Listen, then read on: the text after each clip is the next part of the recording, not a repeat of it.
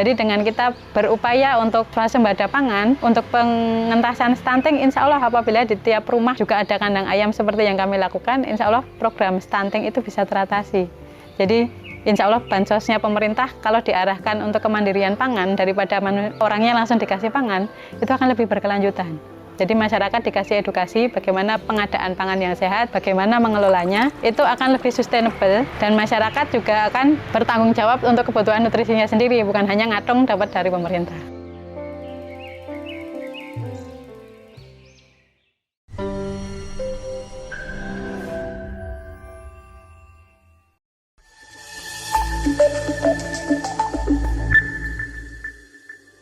Assalamualaikum warahmatullahi wabarakatuh. Perkenalkan, nama saya Nurul Fitri Hidayati. Saya bersama suami Pak Sri Widodo sebagai owner Yoso Farm yang beralamat di Dukuh Karangkulon, Desa Mbiro, Kecamatan Trucuk, Kabupaten Klaten. Saya dulu lulusan dari pertanian, kebetulan di kampus ada lowongan pekerjaan di Brunei. Dulu pikirannya lebih penting bisa nang luar negeri ketok keren. Nah, ternyata di Brunei itu kondisi saat saya datang seperti kota kabupaten. Dan saya bekerja di perusahaan landscape, perusahaan yang ibaratnya yang bikin taman di kota-kota, ngisi gedung-gedung perkantoran seperti itu, memang orientasinya profit. Jadi banyak bahan kimia yang harus dimasukkan ke sana supaya tanamannya ya tetap bagus. Karena memang kita harus servis ke government sama ke kerajaan gitu kan. Background saya seperti itu, jadi saya dulu ada yang juluki dokter tanaman. Ibaratnya kalau ada suatu proyek ada tanaman yang rusak, saya dipanggil ke sana untuk ngecek tanamannya rusaknya apa dan harus cari obatnya. Nanti terus aplikasinya yo sampai tanaman itu harus full performance. Untuk apply bahan kimia itu bukan untuk membasmi hama gitu, bukan. Tapi bahkan untuk preventif. Saya merasakan tanamannya bagus dilihat. Bagi yang tidak tahu di belakangnya, sebagai orang yang tahu belakang layarnya, bagaimana treatment tanaman ini, di backgroundnya itu sebenarnya untuk industri ya eksploitatif banget. Jadi memang orientasinya profit dan saya pun juga tetap ngejar profit, tapi profitnya bukan hanya duit mas. Karena saat kita profit tapi kita utang budi ke lingkungan, itu saya yang di hati nggak bisa tenang. Meskipun secara finansial tiap bulan dapat gaji gitu dan gajinya ya lumayan, tapi di batin saya itu ada sesuatu yang hilang. Saya dapat duit tapi hati saya kosong mas. Jadi bukan saya bosan atau tidak, saya pengen tetap dapat profit tapi lingkungan semakin baik. Jadi dulu saya bertemu suami saya ya di rumah ini, karena suami saya beliau aktif di kerelawanan, salah satunya organisasi Omah Hijau yang bergerak di bidang penghijauan dan lingkungan, dan juga di rescue. Lah waktu itu di sini sebagai base campnya Omah Hijau, sama-sama belajar, ketemu di situ. Alhamdulillah saya dengan Mas Wid itu sevisi, kita sama-sama peduli lingkungan, karena dulu saya merasa sendiri. Untuk bergerak di lingkungan, nyari orang yang peduli lingkungan itu kok tidak mudah. Dan dipertemukan di sini, ya alhamdulillah sevisi. Saya sebenarnya sudah punya angan-angan untuk bikin seperti Yoso Farm. Memang konsep homestead itu saya sudah punya sebelum resign dari pekerjaan saya sebelumnya. Pengen hidup yang merdeka, mas. Hidup merdeka itu apa? Secara sandang, pangan, papan minimal kita sudah tidak semuanya bergantung ke industri besar. Pengennya seperti itu, saya paparkan konsepnya. Alhamdulillah Mas Wid setuju dan akhirnya kita nikah. Seperti itu.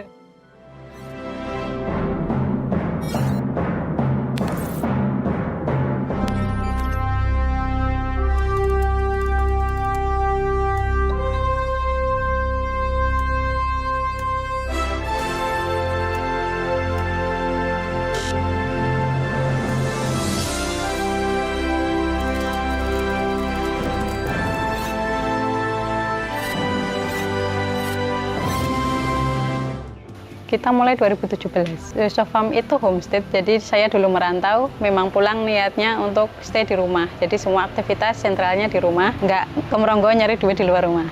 Jadi kita pengennya di rumah itu kita berkarya, di rumah itu kita bisa produktif. Kita dulu memulainya itu minimal untuk pangan kita bisa mengadakan di sekitar rumah. Alhamdulillah di lingkungan Yoso Farm ini suami saya masih ada lahan yang bisa dikelola. Jadi pertama kita memang nanam sayur. Untuk terbentuk integrated farming seperti sekarang pun kita berproses. Kalau untuk visi dan misi Yoso Farm sebenarnya kita pengen mengajak lebih banyak orang untuk peduli lingkungan. Jadi yang pertama memang dari pertama tadi sadar konsumsi. Yang kedua berusaha untuk mandiri, sebisa mungkin tidak tergantung dengan industri besar. Dan harapannya apa? Karena kita pengen mandiri di rumah, produktif di rumah, kita juga pengen ngajak orang untuk melakukan hal yang sama. Kita mulai dulu dengan apa yang kita butuhkan. Jadi saat kita punya kebutuhan, pikiran pertama bukan bagaimana untuk membeli, tapi pikiran pertama kita adalah bagaimana kita bisa mengadakan sendiri. Dengan begitu kita bisa dituntut untuk lebih kreatif, untuk belajar pertama.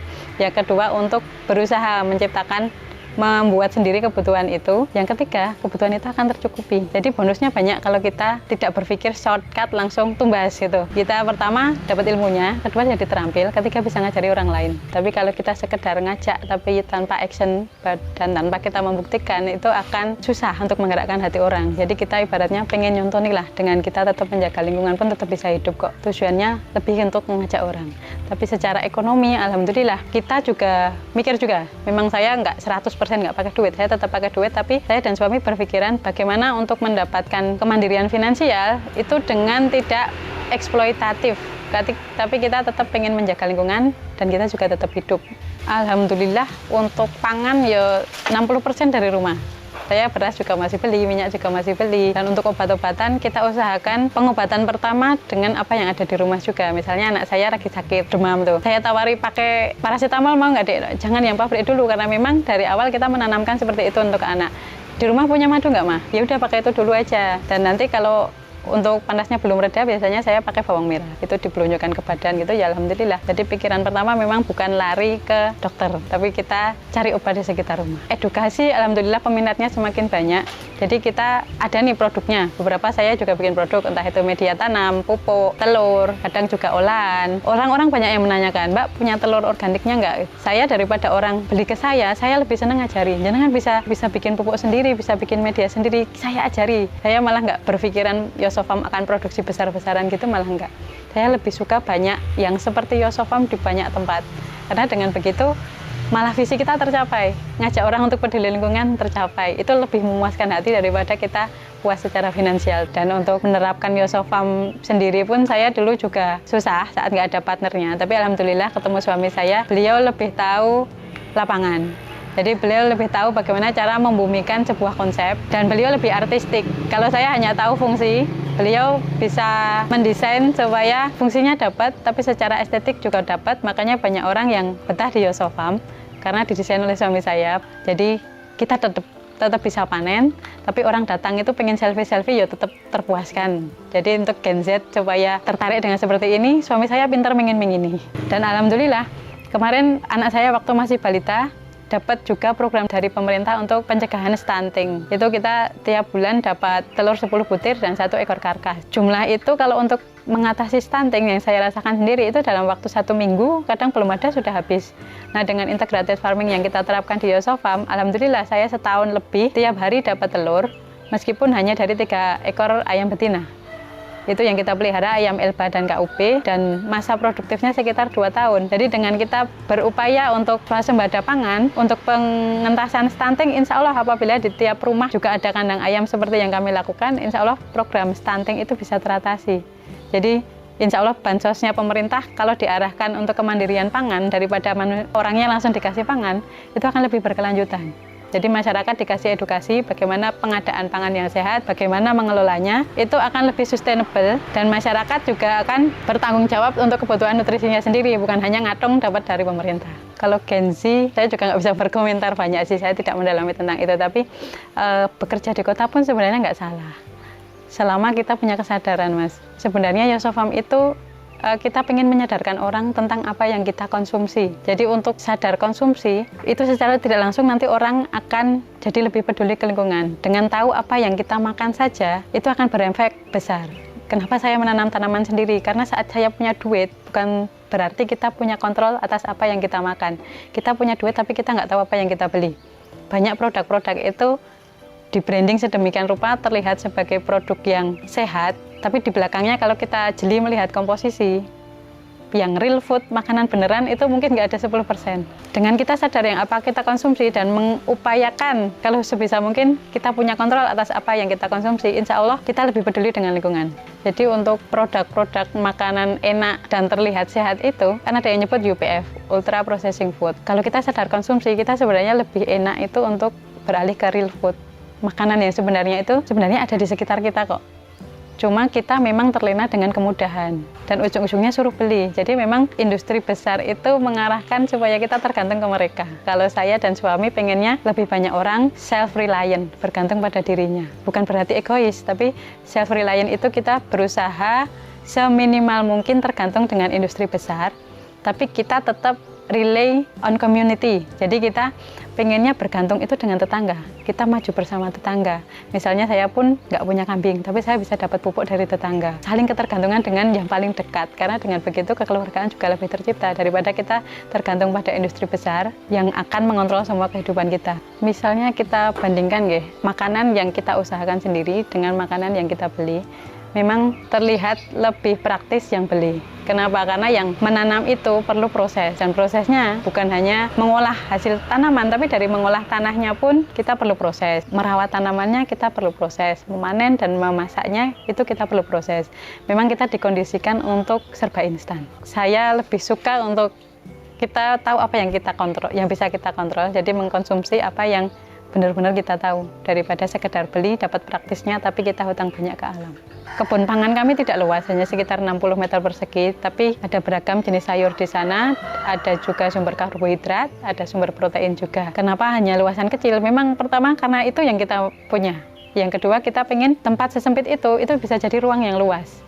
Dalam artian bagaimana saat bertani yang ditanam bukan hanya hamparan saja, tapi dinding pun bisa kita tanami, bahkan di atapnya pun bisa kita tanami. Jadi untuk integrated farmingnya itu jangan langsung berpikiran punya segala macam dalam satu tempat. Kita pun berproses untuk seperti itu. Dulu kita pertama hanya menanam tanaman, tapi dengan jumlah keluarga saya yang 4 orang, jumlah ayam juga 4 ekor, sisa makanan kita dan bahan organik kadang cukup, kadang tidak. Untuk mengamankan kebutuhan pakan ayam, saya dan suami memang ngambil sampah organik dari luar. Saya ngambil dari 2 warung, 1 warung makan, 1 warung sayur. Ternyata kalau kita petakan dari 1 warung saja, itu jumlah limbah makanannya banyak sekali. Dan untuk 4 ekor ayam ternyata berlebih. Maka dari itu saya dan suami cari keseimbangan lagi supaya limbah makanan ini tetap bermanfaat. Maka saya dan suami belajar untuk memelihara maggot. Kemudian dari kebutuhan, kita butuh protein juga. Alhamdulillah kita juga miara ayam. Ayam itu pun saat kita memelihara ayam, kita nggak pengen tergantung pada industri pakan. Makanya kita harus cari sumber pakan alternatif. Salah satunya dari limbah organik kita. Limbah organik untuk kasih makan ayam. Nah, saat maggot berjalan, kita jadi pede untuk memelihara ikan.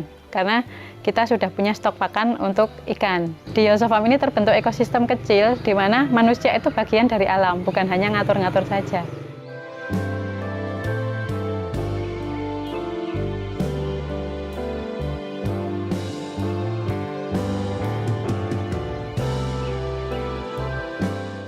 Ini kita akan ngasih sampah dari dapur, limbah dari dapur. Kita ada beberapa sayur, nasi, duri, tulang. Kita ambil, kemudian kita mau ke arah ternak maggot kita. Kita mau ngasih makan.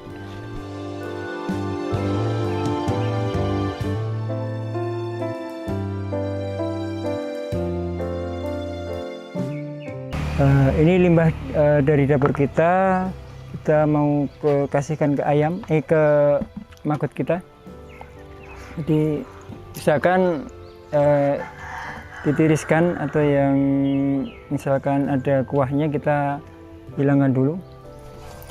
Ini ada sayur, ada nasi, semua jadi satu sama sini. Kita taruh sini. Dan maggotnya kita taruh sini.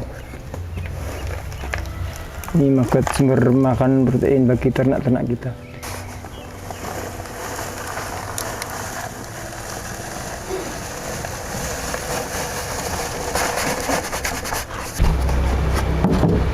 Taruh di rak-rak yang sebelah sini.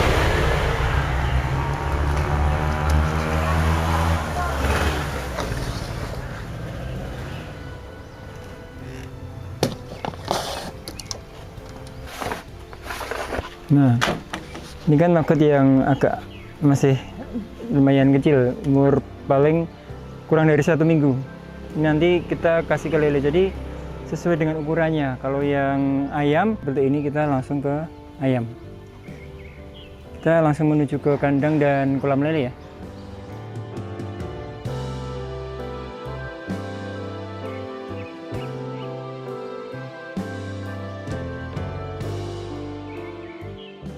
Saatnya kita kasihkan ke ayam.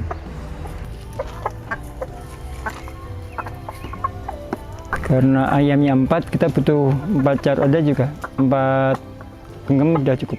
Oke, kita sembari mengasih makan ayam pakai maggot. Kemudian di sana ada telur, kayaknya udah ada 2 lagi.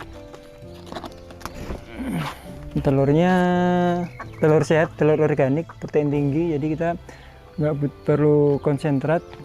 Kemudian kalau dari segi karbohidrat, kita kasih sisa nasinya. Biasanya ada sebagian nasi yang langsung masuk ke kandang.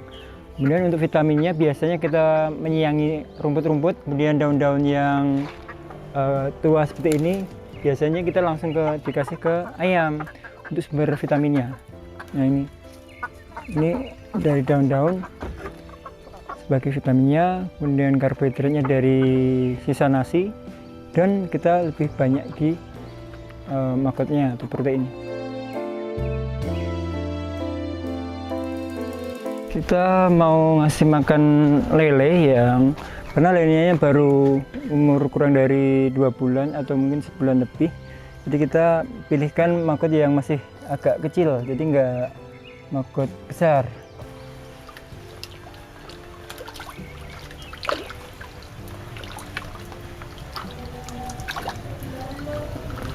Jadi sebenarnya ngasih makan lele itu di malam hari nih, karena lele itu jenis nokturnal, jadi dia aktif di malam hari. Jam 8 malam atau sebelum subuh itu kita ngasih makan sedikit-sedikit tapi rutin.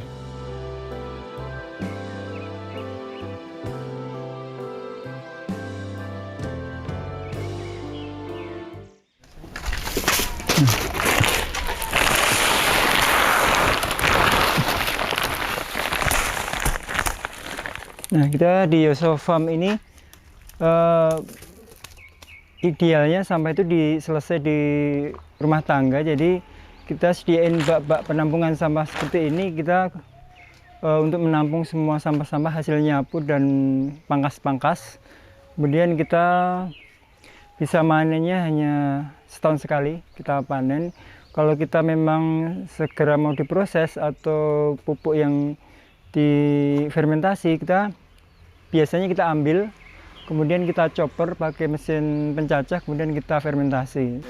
Oke, di Yosofarm itu semua sampah kita sebutnya limbah. Jadi semua hasil nyapu, pruning, kemudian dari kandang ayam, kandang kambing, dari kandang sapi, itu semuanya nanti diproses jadi sesuatu, yaitu pupuk. Ya, termasuk di sini ada beberapa yang sudah dicopper, jadi kita manfaatkan daun ini kita jadikan pupuk dengan cara, kenapa harus dicopper dulu? Karena setelah dilembutkan itu nanti akan lebih mudah diproses, difermentasi untuk cepat jadi pupuk. Dan ini mesin kita untuk mencopper semua yang namanya daun, kemudian kohe kambing, kohe sapi, dan lainnya. Kita pakai mesin ini karena mesin ini multifungsi. Jadi kita untuk mencacah daun bisa, kemudian melembutkan atau mencacah kohe bisa. Ini karena sudah siap diaplikasikan ke tanam, kita langsung ke tanamannya. Di Yosofarm, terutama di kebun pangan ini, kita mengandalkan pupuk yang fermentasi. Daun bisa dari kohe bisa. Ini termasuk pupuk yang sudah jadi, kita mau aplikasikan ke tanaman-tanaman di kebun pangannya Yosofarm. Secukupnya saja. Ini kebetulan ini baru kita tanam tadi pagi. Beginilah cara perlakuan pemupukan di Yosofarm. Jadi kita berusaha untuk sistem organik, karena kita orientasinya untuk mencukupi kebutuhan sehari-hari di rumah.